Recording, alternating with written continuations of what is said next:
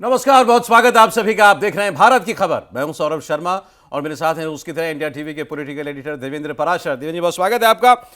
16 दिन 6 बिल और नरेंद्र मोदी का चेक रिव्यू। जी हां, आज की चर्चा इसी मुद्दे पर हम करेंगे। सोमवार से पार्लियामेंट का मॉनसून सेशन शुरू हो रहा है और इस मॉनसून सत्र के अंदर बीजेपी की सरकार, इंडिया की सरकार बड़े बड़े बिल लाने वाली है। क्या उनको पास कराने के लिए तैयारी हो गई? इस पर हम लोग कई दिनों से बात कर रहे हैं, तो लगभग तो वो स्थिति बिल्कुल साफ ही है, क्लियर ही है कि हाँ, उनके पास नंबर आ चुके हैं। लेकिन ये बिल कौन से हैं? ये 6 बिल कौन से हैं? ये आज सरकार ने नहीं, ये कांग्रेस पार्टी ने बताया। कांग्रेस पार्टी ने आज एक प्रेस कॉन्फ्रेंस करके आज उन्होंने अपनी रणनीति एक तय करने के लिए एक स्ट्रैटेजी मीट अपने सांसदों की बुलाई सोनिया गांधी जी के घर पर, और उसके बाद प्रेस कॉन्फ्रेंस में उन्होंने बताया कि हमें जानकारी है कि सरकार ये 6 बिल इस मॉनसून सत्र के अंदर लाने वाली है और हम इन सब का विरोध करेंगे, ये उन्होंने आज डिक्लेयर किया। तो ये बिल कौन से हैं? महिला आरक्षण बिल, उसके साथ ही जुड़ा हुआ है परिसीमन डिलिमिटेशन बिल, फिर one nation one election. Actually इसको लेकर के बड़ी खबर है आज हमारे पास, वो मैं आपको बताता हूं अभी। One nation one election. तीसरा है एफसीआरए बिल, फॉरेन कंट्रीब्यूशन वाला बिल जो है, चंदे वाला बिल। राष्ट्रीय खाद्य सुरक्षा अधिनियम जो एक्ट है, कानून, उसके अंदर कुछ संशोधन करने का बिल जो है सरकार लेकर के आएगी। और इसके अलावा पीएमसीएम बिल, जिसको हम कहते हैं 130वां संविधान संशोधन विधेयक, जिसमें कि 30 दिनों तक अगर आप किसी भी एजेंसी की हिरासत में या पुलिस की हिरासत में, तो फिर आप अपने पद पर नहीं रह सकते, चाहे वो प्रधानमंत्री हो, मुख्यमंत्री हो, केंद्रीय मंत्री हो या राज्य का मंत्री हो। इन सब की बात करेंगे। क्या वाकई में ये 6 बिल ला रही है सरकार? देवेंद्र जी के पास क्या जानकारी है? लेकिन उससे पहले मैं आपको बताऊं, वन नेशन वन इलेक्शन से जुड़ी एक जानकारी आपको मैं बता देता हूं। वन नेशन वन इलेक्शन को लेकर के जो कमेटी बनी हुई है संसद की स्थायी समिति की, उसके अध्यक्ष पीपी चौधरी जी ने यह बड़ा खुलासा करते हुए बताया है कि चुनाव आयोग ने उस समिति को यह जानकारी दी है कि अगर उसको केवल 6 महीने पहले भी बता दिया जाए, मतलब अगर 6 महीने पहले भी यह कानून बन जाए देश में, तो वो पूरे देश का इलेक्शन एक साथ करा सकते हैं। मतलब लोकसभा का और सारी विधानसभाओं का इलेक्शन एक साथ, मतलब लगभग 30 इलेक्शन आप मानिए देश भर के, 30-31 इलेक्शन सारे राज्यों को, केंद्र को, और अगर आप यूटीज को भी मिला लें तो सब के सब। तो ये तो बहुत बड़ी बात है। हाँ, निश्चित तौर पर सौरभ। और पहले भी जब चुनाव आयोग के साथ हम लोगों की बातचीत हुई थी तो ये जानकारी सामने आई थी कि हाँ, चुनाव आयोग को बहुत लंबा वक्त नहीं लगना है। और अगर ठीक तरीके से समझें आप तो ईवीएम वगैरह की संख्या बढ़ाने के अलावा इसमें बहुत ज़्यादा अलग कुछ करने की ज़रूरत भी नहीं रहेगी। ओके। राज्य के चुनाव और लोकसभा के चुनाव मान लीजिए एक साथ अगर हो रहे हैं तो इसमें सुरक्षा बल आपके वही रहेंगे, कर्मचारी लगभग वही रहेंगे, बॉक्स अलग अलग, ईवीएम अलग अलग रखा हुआ है, ठीक, आप उसमें अपना कर लें। तो उस हिसाब से संख्या निश्चित तौर पे ईवीएम की संख्या ईवीएम बढ़ानी पड़ेगी। मैन पावर भी ज़्यादा लगानी पड़ेगी। मैन पावर भी, हाँ, लेकिन उस रूप में नहीं जैसे सुरक्षा बल आपको किसी बूथ के बाहर जितने लगाने उतने ही लगाने पड़ेंगे। तो बहुत इसमें फ़र्क नहीं पड़ना था। और बहुत सारे पदाधिकारी भी ऐसे हैं, जैसे रिटर्निंग ऑफिसर अगर है तो एक ही दोनों काम कर लेगा, उसके लिए ऐसा थोड़ी है कि 2 रिटर्निंग ऑफिसर चाहिए। तो ये कोई बहुत तकनीकी समस्या ऐसी नहीं थी जिसको इसको किया ना जा सके। उस लिहाज से चुनाव आयोग ने लॉजिस्टिकल एक्चुअली वो है, ये एक चैलेंज है। और इसके अलावा उसके अलावा बहुत ज़्यादा कुछ इसमें ऐसा है नहीं। और अभी जो तैयारी नज़र आ रही है, जैसे हमने कमेटी से जुड़े हुए बहुत सारे सोर्सेज को खंगाला कि आखिर क्या है, किस मोड़ पे है। उनका ये कहना था कि जो हमारे सामने जो सबसे बड़ा चैलेंज था वो ये कि क्या ये संविधान सम्मत है। वो हमने पूरा कर लिया है, ये बिल्कुल संविधान सम्मत है, ठीक। वो तमाम संविधान विशेषज्ञों, सुप्रीम कोर्ट के जज, हाई कोर्ट के जज, इन सब तरह के लोगों से बातचीत करके। दूसरी चीज़ की क्या ये करना ज़रूरी है, देश हित में है, वो भी जितने स्टेक होल्डर्स थे उसमें से बहुतायत का ये मत है कि हाँ, ऐसा करना ठीक रहेगा। अब सवाल ये था कि रिपोर्ट कब तक दिया जा रहा है। जैसे अभी राज्यों से ही वो लोग मिल रहे हैं, 10 बड़े राज्यों में जाके उनके दौरे हो चुके हैं। तो उस पर एक अच्छे सोर्स का ये कहना था कि नंबर्स जैसे आ जाएंगे हम लोगों के काम में भी तो रिपोर्ट भी आ जाएगी, क्योंकि हम लोग मोटे तौर पे सारी चीज़ें कर चुके हैं। उनको 10 अगस्त तक का तो टाइम है ही, मतलब जब इसके मॉनसून सेशन के आखिरी दिन तक का शायद उनके पास समय। और उसमें लगभग 15 दिन लगेंगे रिपोर्ट तैयार करने में। तो वो भी हो सकता है। तो अभी तक रिपोर्ट तैयार करने की प्रक्रिया शुरू नहीं हुई है। तो मतलब जब होगा तो वो 15 दिन का लगभग लगेगा। ओके। तो आप समझ सकते हैं कोई ये बहुत बड़ा चैलेंज नहीं है और कभी भी उसका एक्चुअली आज उन्होंने ये बात कही तो ये मतलब आपकी जानकारी मेरी होगी, पब्लिक डोमेन में जब ये बात आई ना कि अच्छा भाई इलेक्शन कमीशन तो कह रहा है हम 6 महीने में कर देंगे, इसका मतलब भी मतलब आज भी पास ना हो, इस सत्र में पास ना हो, इस साल पास ना हो, अगले साल भी अगर पास ना हो, 2028 में भी अगर ये बिल पास हो जाए तो 29 का इलेक्शन करा सकता है चुनाव आयोग, ये भी उन्होंने कहा है। तो ये बहुत बड़ी बात है। अब पहले मुझे ये बताइए, फिर मैं इस बार आपसे बात करूं, जो कांग्रेस कह रही है, क्या वाकई में ये 6 के 6 बिल सरकार लाना चाहती है? इसमें तो सर बाकी चीज़ जैसे वन नेशन वन इलेक्शन तो मैंने बता दिया कि हाँ, क्या ठीक है, वो स्थिति तो है जब- वहाँ पर। हाँ, बाकी महिला आरक्षण डिलिमिटेशन वो तो है ही है ही है। है। तो 3 तो ये हो गए। FCRA ऑलरेडी बिल वो इंट्रोड्यूस्ड है। ठीक है। चौथा PMCM ऑलरेडी है और JPC वो कमेटी भी JPC के 17 पास। 17 तारीख को वो रिपोर्ट हो जाएगा, उसके बाद उसको रखा जाएगा। इसके अलावा फूड सेफ्टी एक्ट में उसमें बदलाव भी सरकार ही करना चाह रही है। उसमें बदलाव सौरभ क्या करना चाह रही है, जैसे अलग अलग बिल पे फिर हम लोग बात कर लेंगे। फूड सेफ्टी एक्ट से शुरुआत हुई है। जैसे अभी क्या है कि 35 किलो अनाज मान लीजिए दिया जा रहा है, ठीक, एक परिवार को। एक परिवार को। अब सरकार उसमें ये करने जा रही है कि परिवार में आपके जितने सदस्य हैं उसके हिसाब से 7 किलो, ठीक, पर पर्सन 7 पर पर्सन 7 kg। 35 का भी जब क्राइटेरिया रखा गया था तो इसी आधार पर ये बना के रखा गया था कि एक परिवार में औसत माना गया था कि 5 लोग होते हैं, तो 5 के हिसाब से अभी भी 35 अधिकतम रहेगा, उसमें कोई बदलाव नहीं किया जा रहा है। अब सिर्फ ये किया जा रहा है कि पर पर्सन उसको फिक्स रखा जा रहा है। जैसे एक घर में अगर 2 ही लोग हों तो 14 ही किलो तो जाए। 14 किलो, और 14 किलो के लिए उसका पूरा महीना काफ़ी है। तो फिर बाकी वो जो सेल करने वाली चीज़ें और इस तरह की चीज़ें जो होती थी उस पर रोक लग जाएगा। उस मकसद से सरकार इसको अच्छा, मतलब लेके आई है। पहले जैसे अगर एक 2 लोगों का परिवार है तो वो भी 35 किलो पा रहा है, और एक 7 लोगों का हाँ, परिवार है वो भी 35 वो किलो भी पा रहा 35 किलो है। तो बस इसको रेशनलाइज किया जा रहा है, है। अच्छा, कि इसको व्यक्ति से जोड़ दीजिए, व्यक्ति से पर जोड़ हेड दीजिए, कर दिया। पर हेड कर दीजिए, जिससे व्यक्ति के कमी में उसमें कोई कमी ना आए। सरप्लस जो मिलता था और फिर उसको ले जाकर लोग बेचते थे, वो सारी चीज़ें इस पर मतलब रुक इसका जो आप वेस्टफुल तो नहीं कहेंगे, लेकिन जो जरूरत हाँ, से ज्यादा जो अनाज जा रहा है हाँ हाँ, उस पर रोक लग उस जाएगी। पर रोक लगे। अच्छा, इस पर भी ऐतराज किया है कांग्रेस ने, उनको इस पर भी प्रॉब्लम है। आप क्योंकि आज जो उन्होंने 6 के 6 बिल गिनाए तो उसमें उन्होंने कहा कि हम इसका भी विरोध करेंगे कि ये तो मतलब उनको लगता है ना कि ये तो भाई फूड प्रोग्राम तो हमारा शुरू किया हुआ है। हाँ, इनमें कुछ राज्यों ने इनफैक्ट ये कहा भी है कि हमें फिर कम फूड मिलेगा। जाहिर तौर पे अगर कम फूड मिलेगा इसका मतलब जैसे मान लीजिए पॉपुलेशन कंट्रोल जिन लोगों ने किया, जैसे राज्यों ने, साउथ वाले तो एक क्लेम रहता है ना कि हमने ज़्यादा बेहतर कंट्रोल किया था, हमें कम अनाज मिलेगा, उनमें से कुछ ने कहा भी था। लेकिन उस बात का कोई मतलब logic इस लिहाज नहीं से नहीं है, कोई लॉजिक नहीं हुई कि भाई आपके पास जो लोग हैं ये उन्हीं के लिए इंडिविजुअल चाहिए के ना। लिए है, हाँ, ये ये सरकारों के लिए individual थोड़ी के लिए, इंडिविजुअल बिल्कुल। को दिया जा रहा नहीं, हमारे राज्य में इंडिविजुअल कम मिलेगा, हमारे राज्य में कम अनाज आएगा। लोग कम हैं तो कम चाहिए आपको। है। देश में हर व्यक्ति को बराबर मिलेगा, हाँ। बल्कि ऐसे कहना चाहिए। बिल्कुल बिल्कुल, इसका मकसद ही वही है। ठीक है, तो ये तो एक रैशनलाइज करने वाला सुधार है, इसके अंदर सुधार कहना चाहिए इसको। इसकी बात हो गई। वन नेशन वन इलेक्शन के बारे में देवेंद्र जी ने बता ही दिया है कि कमेटी को 15 दिन चाहिए रिपोर्ट तैयार करने के लिए, और रिपोर्ट बननी तब शुरू होगी जब ये कम्युनिकेट कर दिया जाएगा कि हमारी तैयारी पूरी हो गई है बिल पास कराने की, अब आप आगे बढ़ सकते हैं।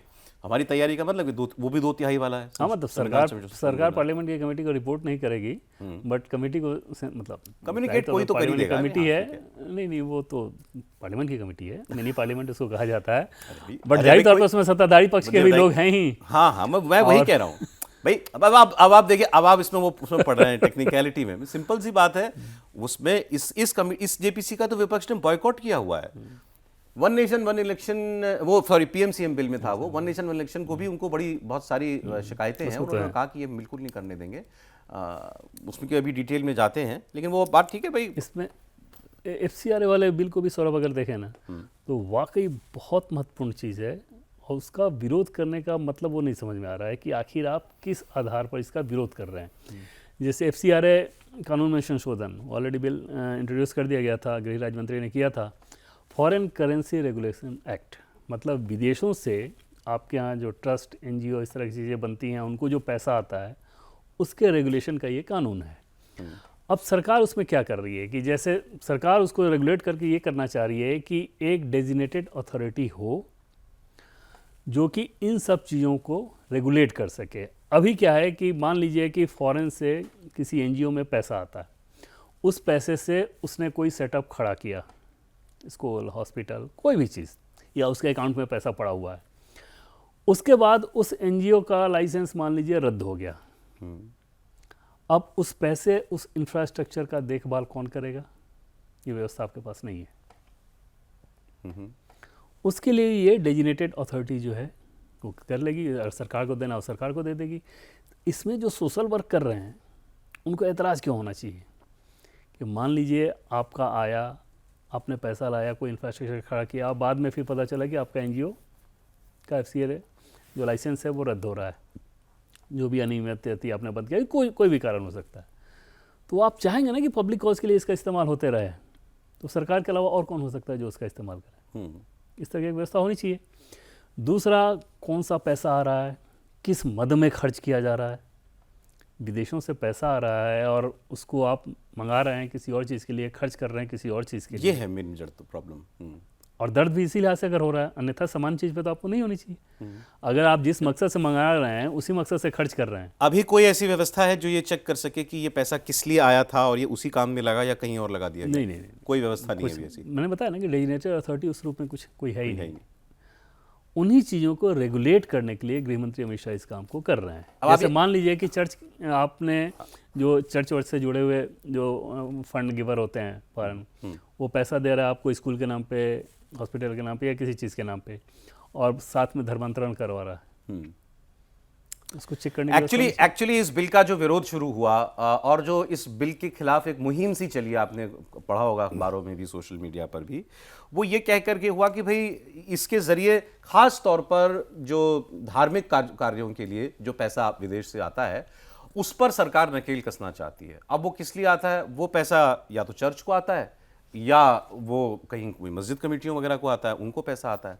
तो लेकिन ज़्यादा हेडलाइन बनी इसकी कि इसमें जो मिशनरीज के लिए जो पैसा जाता है उस पर सरकार रोक लगाना चाहती है। अच्छे से इसमें कुछ सच्चाई भी है। आपको मालूम होगा कि अभी कुछ दिनों पहले ही अमेरिका में बहुत मैसिव स्केल पर यह काम होता है। अमेरिका में वहाँ के कांग्रेसमैन, वहाँ के सेनेटर्स, वहाँ के सांसदों ने बेसिकली उन्होंने उनके विदेश मंत्री को चिट्ठी लिखी कि भारत सरकार ऐसा एक कानून लाने जा रही है जिसके लिए हम यहां से अगर कोई पैसा भेजेंगे उनके धार्मिक कार्यों के लिए, चर्च के लिए बेसिकली, तो वो उस पर रोक लगा देंगे। ये आप सोचिए, वहां के सांसद अपने विदेश मंत्री को चिट्ठी लिख रहे हैं कि आप बात कीजिए भारत से। और वो विदेश मंत्री जब भारत आते हैं तो उनका पहला स्टॉप कौन सा होता है? जब वो आए विदेश मंत्री, उनके सबसे पहले वो गए मिशनरीज ऑफ चैरिटी कोलकाता में। तो अब इसमें तो उन्होंने खुद ही इस बात को प्रूव किया। सरकार का कहना यह है कि ये पैसा जो आ रहा है, भारत में जिन चीज़ों की आज़ादी है, मैं अपने धर्म का पालन करूं, मैं अपने धर्म को प्रोफेस करूं, मैं अपने धर्म का प्रचार करूं, उसमें भी प्रॉब्लम नहीं है। आप धर्म का प्रचार भी कीजिए, आप धर्मांतरण के लिए प्रयास मत कीजिए। उसके लिए विदेशी चंदा जो है वो स्वीकार नहीं है। अच्छा, इसमें गृहमंत्री के साथ तो उनके भी अभी चर्च के कई रिप्रेजेंटेटिव्स की मुलाकात भी हुई है, उसमें उन्होंने डेटा दिया। उन्होंने कहा हम तो जो FCRA एक बहुत बड़ा कानून है और बहुत बड़ा एम्बिट है इसका, इसमें चर्च जो है उसको तो 17% मात्र पैसा आता है, तो आप क्यों परेशान हो रहे हो उससे? और रेगुलेट करने से कैसे आप, मतलब इसको दिक्कत हो सकती है? किसी भी चीज़ का अगर रेगुलेशन हो रहा है तो इसमें अगर आपको दिक्कत हो रही है तो जैसे एक उदाहरण के तौर पे सौरभ चीज़ आपको बताऊंगी, जो खुफिया रिपोर्ट थी उसमें ये आया था कि नेपाल में जो प्रोटेस्ट हुआ, उस प्रोटेस्ट के दरमियान थोड़े दिन पहले ही नेपाल में अज्ञात जगहों पे, अज्ञात मतलब जो कि बहुत नोन जगह ना हो, नोन ट्रस्ट ना हो, उस तरह की जगहों पे बहुत सारे फॉरेन फंडिंग US से और दूसरी जगह से आए हुए थे। उसमें कहा यह गया कि ये जो भी अनरेस्ट हुआ करवाया उसमें US की जो ताकतें थी, वो तो उसी वक्त भी लोग कह रहे थे भाई इतना मैसिव स्केल पे ये ऑर्गेनिक नहीं हो सकता, और ये एकदम डाटा के साथ है वो कि वहाँ से पैसे दिए गए थे और उस तरह की चीज़ें कराई गई थी। ठीक है, ये तो सबको पता है कि विदेशी ताकतें दूसरे देश में अशांति क्रिएट करती हैं। लेकिन इस केस में तो साफ दिखा कि सरकार को दबाव में लेने की कोशिश की गई, विदेश से दबाव में लेने की जबरदस्त जवाब। उन लोगों को बहुत बेचैनी है इस बात को लेकर, क्योंकि यहाँ पर कुछ भी कराना है तो आप देखते हैं ना, कोई भी प्रोटेस्ट अचानक यहाँ पे फैलना शुरू हुआ और फॉरेन फंडिंग शुरू हो जाती है, तो वो एक रास्ता रहता है। ठीक है, लेकिन सरकार इस बात पे किसी विरोध के सामने नहीं झुकी, सरकारी काम करने जा रही है। ठीक है, कांग्रेस इसका विरोध कर रही है। FCRA की बात आपने कर ली, वन नेशन वन इलेक्शन की बात हमने जो है आपके सामने कर ली। महिला आरक्षण और डिलिमिटेशन अभी क्योंकि इतना चर्चा में रहा, आप सब लोग जानते ही हैं इसके बारे में।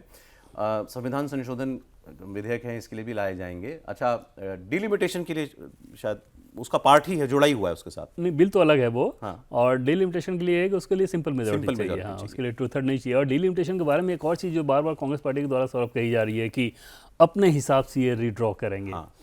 सरकार जो है, सरकार ही किसके समय रिड्रॉ होगा ना, तो सरकार के हिसाब से भी होगा, किसी भी सरकार के हिसाब से हो। तो अभी अगर बीजेपी 2008 में शायद कांग्रेस नहीं किया है, किसी वही, तो किसी भी सरकार के हिसाब से ही अगर हो तो सरकार को ही कराना है वो, और सेंसस के बाद वो होना ही होना है। अब आप भी ये कह सकते हैं कि फिर 50 साल तक टालते रहिए, मान लीजिए फिर 50 साल तक आप टालें, 50 साल के बाद कभी तो करोगे। और जब भी होगा तो कोई सरकार ही कराएगी। तो इस आरोप का तो कोई मतलब नहीं है, बस ये है कि पॉलिटिकली तो ये है पॉलिटिकल, वो एक्चुअली पॉलिटिकल वो है वो कि भाई आप ये तो बेईमान लोग हैं, इन पे भरोसा नहीं कर सकते, इनके हाथ में इतना क्रूशल काम नहीं देंगे। हाँ, और वो लोग बहुत ईमानदार लोग हैं। हम आएंगे तो वो हर चीज़ वही उसी मोड पे है ये मामला। तो इसमें तो मतलब मुझे नहीं लगता कि डिलिमिटेशन के लिए जैसे महिला आरक्षण है, तो अब ये तो शायद 2012 के सेंसस के हिसाब से होगा, 2011 ये वाला जो परिसीमन होना है। तो इसको नए सेंसस से नहीं, क्योंकि नए सेंसस में वजह यही थी ना सर, कि नया सेंसस जब होगा फिर उसमें लंबा वक्त लग रहा था और सरकार इसको जल्द कराना चाह रही थी, 29 से लागू करना चाह। अब नए सेंसस के बाद भी सौरभ अगर हो तो डिलिमिटेशन तो होना ही होना है। मतलब ये बात तो जब भी सेंसस होगा तो डिलिमिटेशन तो होगा, ये कानून में लिखा है। हाँ, और उसको क्योंकि अभी तक आप टालते रहे थे, उस चीज को नहीं कर रहे थे। ठीक है, अब ये सरकार तो महिला आरक्षण बिल अगर पास हुआ, एक कंस्टिट्यूंसी है सौरभ की जिसमें 20-20 लाख की आबादी है। ऐसी भी कंस्टिट्यूंसी है, पार्लियामेंट्री कंस्टिट्यूंसी, जो डिस्ट्रिक्ट के हिसाब से 6 जगह को 6 भौगोलिक एरिया में फैली हुई है। अब आप सोचिए, उसके बाद लोगों की शिकायत भी क्या रहेगी कि हमारा सांसद हमारे पास आता नहीं, दिखता नहीं। एक सांसद को कितना पैसा मिलता है काम कराने का? वो 20 लाख की कॉन्स्टिट्यूंसी में काम उसमें तो इसको तो रिड्रॉ करना तो एकदम समय की मांग है। इसमें तो ऐसा लग रहा है कि अब बाईपार्टीसन सपोर्ट सरकार को मिल जाएगा शायद, क्योंकि बहुत सारे विपक्ष के लोगों ने इस पर कह दिया है कि भाई हमारी जो एक मूल आपत्ति थी कि भाई ये किसी भी राज्य को ये नहीं लगना चाहिए कि हमारा ओवरऑल से घट गया पार्लियामेंट में, आप उसको ठीक कर लीजिए, हर राज्य का बराबर बढ़ा दीजिए। और ये तो सौरभ, जो लोग भी 50% वाला जो ऑफर सरकार का था वो तो बहुत लिक्रेटिव इस रूप में था कि अगर सेंसस के हिसाब से होगा तो नुकसान ही होना है, तो फिर वैसे राज्यों को तो नुकसान होना है। फिर किस आधार पर आप विरोध करेंगे?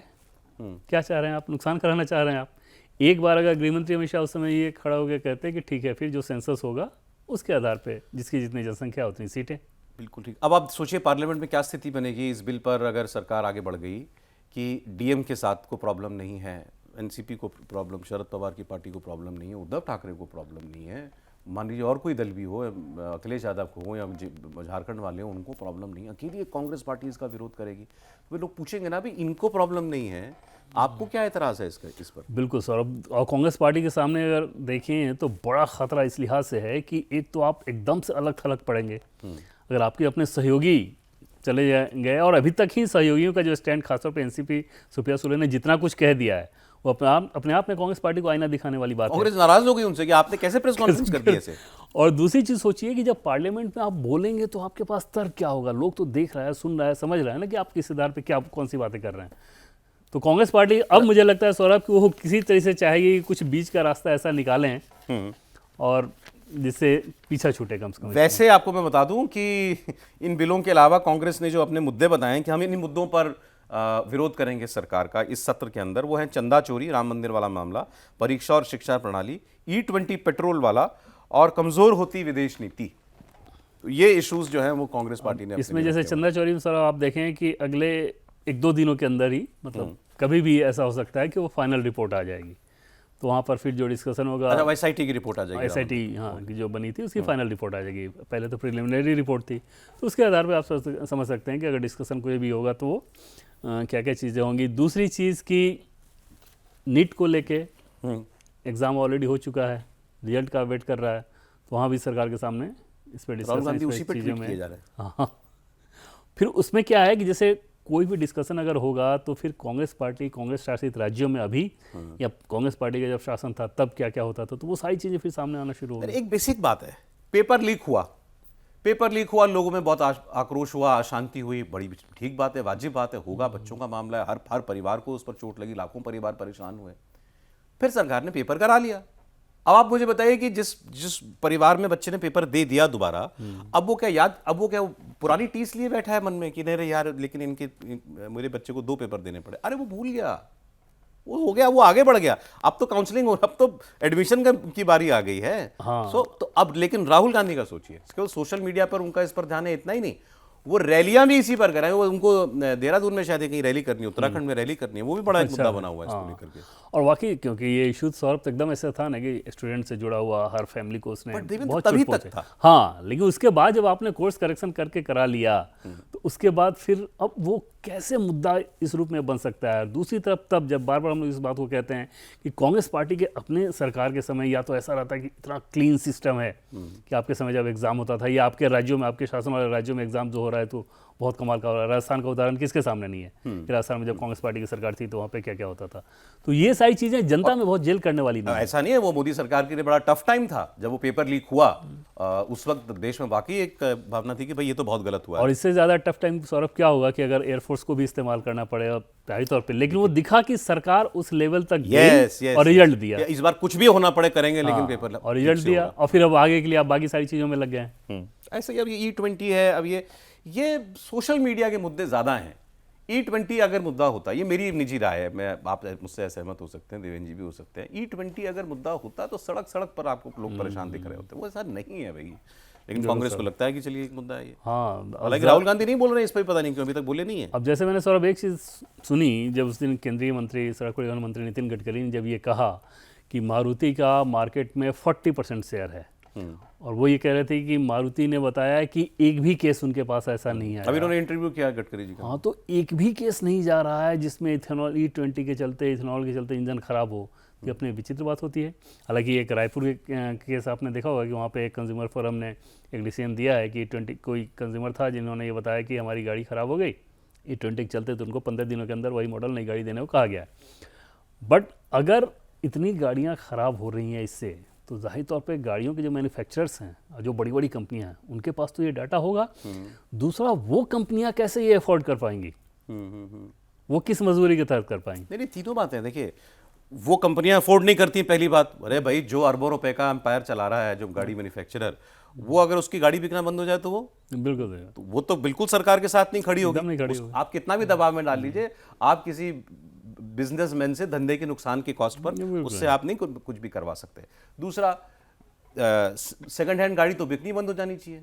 2016 से पहले की गाड़ी तो बिकनी बंद हो जानी चाहिए देश के अंदर, क्योंकि वो कह रहे हैं वो इनकम्पैटिबल है, गाड़ियां धड़ाधड़ बिक रही हैं। और तीसरा, इंश्योरेंस आसमान पे पहुंच जाती है। इंश्योरेंस कॉस्ट, इंश्योरेंस वाले फिर क्यों देते इंश्योरेंस? इस तरह की गाड़ियों पे तो इंश्योरेंस देना ही बंद कर देंगे वो, जब उनको ये पता होगा कि इस गाड़ी में खराबी आ जाएगी E20 के चलते, तो वो कंपनी इंश्योरेंस क्यों देगी? तो ये एक इशू, ये ठीक है, आप सरकार से सवाल पूछ सकते हैं, उतना तो ठीक है, और सरकार को कुछ और क्लैरिफिकेशन और कुछ और चेंजेस अगर करने पड़े तो करने चाहिए, मगर ये कोई बिल्कुल मैसिव देश भर का मुद्दा हो ऐसा तो बिल्कुल भी सरकार के सामने सौरभ ये जैसे होना चाहिए था कि ऑप्शन लोगों के सामने रहे। दूसरा, ARAI की जो भी रिपोर्ट थी, क्या मेथोडोलॉजी थी, कितने लोगों पे किया गया, कितनी गाड़ियों पे टेस्ट किया गया, उस सब का डिटेल शुरू में ही प्रेस कॉन्फ्रेंस करके सब कर देना चाहिए था। अब चौथा है, ये विदेश नीति पर घेरेंगे सरकार को। ये राहुल गांधी का फेवरेट टॉपिक है आजकल का। अब लड़ाई जब युद्ध चरम पे था तो आपके देश के अंदर बहुत बेहतर व्यवस्था थी, हमारे ऐसे कोई लाले नहीं पड़े हुए थे तेल और गैस के, जैसे और देशों के अंदर हालात थी। लोग ठीक है, एक स्ट्रेस था, स्ट्रेस जरूर था, लेकिन कहीं कोई बहुत अक्यूट शॉर्टेज देश में कहीं रिपोर्ट नहीं हुई। अगेन फिर इसमें मैं E20 वाला उदाहरण देता हूं आपको। आपकी गाड़ी अगर खराब हुई तो आपको पता होगा, लेकिन क्या आपकी गाड़ी खराब हुई? आपके घर में अगर सिलेंडर नहीं पहुंचा तो आपको पता होगा, लेकिन क्या सिलेंडर नहीं पहुंचा वाकई में? तो इसका भी तो लोग खुद ही महसूस कर रहे हैं ना। अब आप उस पर मोदी को घेरना चाहते हो। और जितनी बड़ी सौरभ क्राइसिस थी, तो आज के डेट में ऐसा तो नहीं है ना कि लोगों को पता नहीं है कि ईरान और वहाँ पे क्या चल रहा है, इसराइल के भीतर क्या चल रहा है, तो स्ट्रेस तो था, नहीं। हाँ, और तनाव अगर था, लेकिन हाहाकार नहीं था। और हाहाकार इस लिहाज से नहीं था कि सरकार ने पूरी कोशिश की, पूरी मदद की, जो तेल कंपनियां थी उन्होंने ठीक ठाक मैनेज किया। इतने बड़े क्राइसिस में यही किया जा सकता था। ऐसा तो नहीं हो सकता था कि इन सब चीज़ों से आप अछूते रह जाएं, खासतौर पर तब जब आपको सब कुछ आयात करना है उसका बड़ा हिस्सा। तो वहाँ पर सरकार कोई बहुत बैकफुट पर रहे जवाब देने के क्रम में, या इस तरह की चीज़ें, वो सरकार के भीतर नज़र नहीं आ रहा है कि ऐसी चीज़ों पर डिस्कशन से वो भागना चाहेंगे। वो एकदम से तैयार होंगे कि डिस्कशन कर लिया जाए। बिल्कुल नहीं, मैं तो उसको कांग्रेस के नजरिए से ही सोच रहा हूं कि ये इश्यूज जो कांग्रेस ने आज बताए हैं कि हम ये मुद्दे उठाएंगे, क्या इनमें वाकई उतनी पॉलिटिकल मतलब मीट है, पॉलिटिकल जूस है कि आपको उससे कुछ फायदा मिले, ट्रैक्शन हो, लोग चर्चा करें? मुझे नहीं लग रहा है ऐसा। बिल्कुल सर, और जो करंट टॉपिक ऑलरेडी लोगों के भीतर हो और तब उसकी आवाज वहां गूंजती हो, तब है बात, फिर वो इको करता है। इससे तो बेहतर होगा कि इन बिलों पे ही सरकार, कांग्रेस जो है वो फोकस करे। अगर ये बिल जो है वो आते हैं तो इन पर बिल में भी जो हम लोग बातचीत कर रहे हैं सौरभ, बिलों पे आप सोचिए कि जो भी विरोध करेंगे, लोग तो सुन रहे हैं, समझ रहे हैं ना कि आखिर किस आधार पे आप विरोध कर रहे हैं। ठीक है, देखिए, हमने FCRA की बात की, वन नेशन वन इलेक्शन परिसीमन, इसकी बात हमने कर ली, वन नेशन इलेक्शन की बात हो गई, और अब ये रह गया है कि PMCM बिल, PMCM बिल का आप विरोध करेगी, इसकी JPC ने कांग्रेस ने इसका बॉयकॉट किया था। इनफैक्ट सारी विपक्षी सांसदों ने बॉयकॉट कर दिया था। लेकिन हमने एक दिन चर्चा की थी प्रोग्राम में इसी में कि इसकी भी जो सिफारिश JPC से आएगी वो कब आएगी पता नहीं, लेकिन 17 को आ जाएगी। 17 को अडॉप्ट, हाँ 17 को अडॉप्ट हो जाएगी। 17 जुलाई। तो उसमें भी काफ़ी कुछ चेंजेस हो गए हैं शायद, और डाइल्यूट कर दिया गया है वो अपने जैसे provisions ये है आपको कि बताए ऐसा ना थे। हो कि 30 दिन के बाद आपके ऑटोमेटिक पदमुक्त हो जाएंगे, वो नहीं, निलंबन जैसा Suspend हो रहेगा, जाएगा। हाँ सस्पेंड हो जाएगा। दोबारा अगर आप सजा मुक्त हो गए तो फिर आप रिइंस्टेट हो जाएंगे। गंभीर अपराधों में ये होना है, जिसमें 5 साल 5 से साल से ज़्यादा अधिक की वाली जो सजा सजा होना होनी है, हाँ तो उन सारी चीज़ों को किया नहीं गया। एक और कर दिया है इसको, और मुझे ख्याल से वो तो ज़्यादा डाइल्यूट कर दिया कि अगर आपको अदालत से रिलीफ लेने में ज़रूरत से ज़्यादा वक्त लग रहा है हाँ। तो भी रीइंस्टेट हो जाएंगे आप। भाई एक तो दो ही कंडीशन है ना रीइंस्टेट होने की, या तो आपको बेल मिल जाए, आप कस्टडी में ना रहिए, छूट जाइए, या आप बरी हो जाइए। लेकिन अगर आपको बेल लेने में भी जरूरत से ज्यादा समय लग रहा है, अदालती कार्रवाई बहुत धीमी प्रगति कर रही है, तो भी रीइंस्टेट करने का शायद प्रोविजन उसके अंदर कर दिया गया। तो कोशिश ये किया जा रहा है कि कम से कम इस बार लोगों को ये समझ में आ जाए कि भाई ऐसे कानून की ज़रूरत है। और जैसे कि पहले हम लोग बातचीत करते रहे हैं कि जब अरविंद केजरीवाल जेल गए थे तभी इसका बीजारोपण हुआ था कि इस तरह की चीज़ भी होनी चाहिए, क्योंकि ऐसी तस्वीर भी देखने को मिल रही है कि जेल से शासन चलाया जा रहा है। तो अब ये बताइए कि कांग्रेस के मुद्दे और ये सरकार के इनिशिएटिव्स जो हम डिस्कस कर रहे हैं, ये बिल, इन सबको देखते हुए क्या माहौल आपको दिखाई दे रहा है संसद का अगले 20 दिन? निश्चित तौर पे विपक्ष के लिए, कांग्रेस पार्टी के लिए, विपक्ष नहीं कांग्रेस पार्टी के लिए आप कहें तो ज़्यादा परेशानी वाला अच्छा, ये सेशन नज़र आ रहा है पॉलिटिकली। बिल तो पार्लियामेंट सेशन के हिसाब से आप कहें तो सरकार के लिए होता है कि बिल उनको पास कराना उनकी जिम्मेदारी है, लेकिन पॉलिटिकल नैरेटिव क्या जा रहा है इसमें कांग्रेस पार्टी कोई बहुत मजबूती के साथ इस सेशन में उभर कर सामने आएगी, अभी तक वैसा नहीं लग रहा है। और हमें तस्वीर कैसी दिखाई देगी इस बार? तो बहुत सारे क्या अदल बदल भी सीटों की हो गई है। हाँ हाँ, और अदल बदल के अलावा सोचिए डीएमके अलग बैठ रही है अपोजिशन पार्टी से, वो कांग्रेस पार्टी के लिए कितनी चुभने वाली बात होगी। टीएमसी का जो बड़ा धड़ा दिखता था वो अब उनसे अलग दिखेगा, एक नई पार्टी के साथ उनके नए नेता, वो कैसी नजर उनको शायद आएगी। आगे की कुर्सियां मिल गई। हाँ वही कह रहे हैं। संख्या जा है ना उनके पास। अब तो टीएमसी वहाँ अब पे वो छोटी जब भी पार्टी हो फ्रेम गई। कटेगा टीवी का तो वो टीएमसी वाले जरूर दिखेंगे। हाँ, और वो तो छोटी पार्टी होगी ना वहाँ पे। अब ममता बनर्जी वाली जो टीएमसी है वो तो छोटी पार्टी है। 21 को जो मार्टियर डे मनाते हैं तो 20-21 तो उनके अधिकांश सांसद नहीं रहेंगे, सिर्फ यहाँ पे 2 अच्छा, सौगत राय और वो महुआ मोइत्रा, इन लोगों की जिम्मेदारी रहेगी ऑल पार्टी वगैरह इस तरह की चीज़ों में शिरकत करने के लिए। इसके बाद फिर वो लोग 21 के बाद आएंगे। लेकिन निश्चित तौर पे पार्लियामेंट की तस्वीर बहुत कुछ बदल गई है और आगे और बहुत कुछ बदलना बाकी है अभी तो। अभी कोई सरप्राइज बाकी है कि नहीं? अब आज ही एक और, मैंने अभी बात कर रहे थे, एक और टीएमसी का इस्तीफा हुआ राज्यसभा सांसद। हाँ, ये उस समय क्योंकि फॉरेन थी सौरभ, इस लिहाज से इसमें डील हो गया, वरना यही बाकी ये भी होना पहले था। ही हो जाना था। और हाँ, और एक और होगा जल्दी ही, एक और 4 हो गए, एक 5वां भी होगा आपके। हाँ 5वां भी होगा। चलें, तो ये अब लेकिन अगले 20 दिन बड़े व्यस्त रहेंगे हमारे लिए भी, और आप तक खबरें बहुत तेज़ रफ्तार से पहुंचेंगी। बहुत शुक्रिया देवेंद्र, आप स्टूडियो में आए। आप देख रहे थे भारत की खबर, आज इतना ही।